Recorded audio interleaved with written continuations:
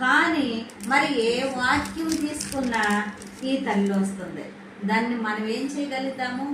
దేవుడు అందుకని ఇవి చేసినటువంటి పనంట సువార్త ఎక్కడ ప్రకటింపబడుతుందో ఈమె చేసిన కార్యము కూడా మరి ప్రకటింపబడుతుందని చెప్పని యేసయ్యే చెప్పాడు. హల్లెలూయా. మరి మనం ఏం చేద్దాం ఇక? అందుకని ఇప్పుడు దేవుని నిమిత్తము, కుడి చేయి నిమిత్తము, మనుషులకు చేసినటువంటి సహాయము, అబ్రాహాము గారి తత్వము లేదు, యేసయ్య చెప్పినట్టు ఈ అత్యల్పులలో ఎవరికి చేసినా నాకు చేసినట్లు అనేటువంటి భాగములో మనము పాలు పొంగులు పంచుకోవచ్చు. కానీ అంతటితో సరిపోలేదు, ఇంకొక భాగం ఉంది. అది పాత నిబంధన భాగం అయితే ఇప్పుడు క్రొత్త నిబంధన భాగం వచ్చింది.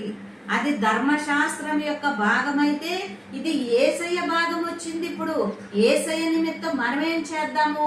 ఇక్కడ భోజనానికి పిలిచినటువంటి ఆయన యూదుల ఆచారము కావచ్చు, మన బంధువులని పిలిచినప్పటికీ కూడా ఇదివరకు బంధువులు వస్తే చెంబుతో నీళ్లు తీసుకెళ్లి ఎదురెళ్ళేవాళ్ళం, అవునా? ఇప్పుడు కాళ్ళు కడుపు, అక్కడ నీళ్లు ఉన్నాయి, ట్యాప్ కింద బకెట్ ఉంది, జగ్గు ఉంది, నీళ్లు కడుపు అని చెప్పానంట. కాళ్ళే కడుకోవాలి, షూలు వేసుకొస్తున్నారు కదా.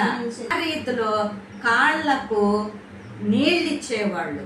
తర్వాత మేము కలకత్తా, తర్వాత వాళ్ళ సాంప్రదాయము నూనె రాస్తారు. ఈ రీతిలో ఈయన భోజనానికి పిలిచిన ఆయన ఏం చేశాడంట? అసలు ఏమీ చేయలేదంట. మరి ఎందుకు పిలిచాడో అర్థం కావట్లా. అంటే గొప్పకు పిలిచావా? భోజనానికి పిలిచావు, భోజనం పెడితే సరిపోదు కదా. ఇవన్నీ అబ్రహాము బిడ్డలైనప్పుడు కనీసము ఆయన అబ్రహాము గారు చేసినటువంటి శరీర క్రియలైనా చేయాలిగా, శరీరానుసారంగా సాంప్రదాయంతో వచ్చేటువంటి పనులన్నీ చేయాలిగా. ఈయన అది చేయలేదు. ఈమె చేసేటప్పటికి అనేక రకాలైనటువంటి మాటలు. ఇదేంటి? ఈయన పాపాత్మురాలైనటువంటి స్త్రీ. ఇక్కడ మరి ఆమె మొదటికి కొంచెం